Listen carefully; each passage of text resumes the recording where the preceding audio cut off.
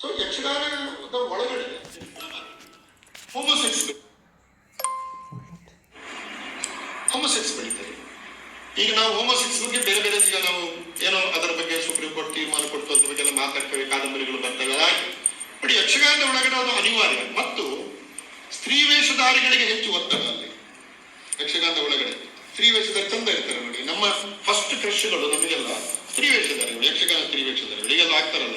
ನನ್ನ first crush Deepika Padukone, ನನ್ನ first crush ಅವಳು ಇವಳು. ನಾನು ಹೇಳುದು ನಮ್ಮ ಫಸ್ಟ್ ಕ್ರಶ್ ಸ್ತ್ರೀ ವೇಷಧಾರಿ ಯಕ್ಷಗಾನ ಕಲಾವಿದರು.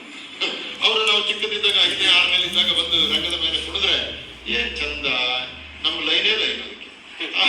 ಆಮೇಲೆ ಅವರೆಲ್ಲ ನಾವೆಲ್ಲ ಅದು ಬೇರೆ. ಬಟ್ ನಮ್ಮ ಫಸ್ಟ್ ಕ್ರಶ್ಗಳು ಯಾವಾಗಲೂ ಕೂಡ ಅಷ್ಟು ಚಂದ ಇರ್ತಾರೆ ವೇಷ ಅವ್ರ ಮೇಲೆ ಕಣ್ಣು ನೋಡಿ. ಇದು ಕಲಾವಿದರ ನಡುವೆ ಒಂದು ಸಂಬಂಧ, ಆ ಸಂಬಂಧ ಹುಟ್ಟು ಹಾಕುವ ಬಿಕ್ಕಟ್ಟುಗಳು.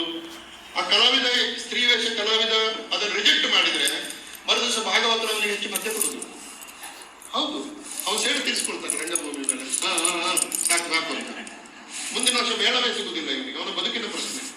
ಸೊ ಅನ್ನ, ಕಲೆ, ದೈಹಿಕ ಕಾಮನೆಗಳು ಇವೆಲ್ಲ ಒಂದು ರಂಗಭೂಮಿಯ ಎದುರು ಕಾಣುವ ಲೋಕಕ್ಕಿಂತ ಭಿನ್ನವಾಗಿ ಪ್ರಕಟಗೊಳ್ಳುವ ಬಗೆ ಇದೆಯಲ್ಲ. ಇವೆಲ್ಲ ವಿದ್ವಾಂಸರು, ಜಾನಪದ ವಿದ್ವಾಂಸರು ಇದನ್ನು ತಿಳ್ಕೊಂಡು ಅರ್ಥ ಮಾಡಿಕೊಂಡು ಯಾರಿಗೂ ತೊಂದರೆ ಆಗದ ಹಾಗೆ, ಯಾರ ಭಾವನೆಗಳು ನೋವಾಗದ ಹಾಗೆ ಅಕ್ಷರದಲ್ಲಿ ಸುಂದರವಾಗಿ ಬರೆಯುವ ಕಲೆಯನ್ನ ಕಲಿತುಕೊಂಡ್ರೆ ಯಕ್ಷಗಾನ ಜಾನಪದಕ್ಕೆ ಇನ್ನೊಂದು ಹೊಸ ಆಯಾಮ ಬರ್ತದೆ. ಈ ಅರ್ಥದಲ್ಲಿ ನನಗೆ ನಾವು ಕೂಗುವ ಕೂಗು ತುಂಬಾ ಸಂತೋಷ ಕೊಟ್ಟ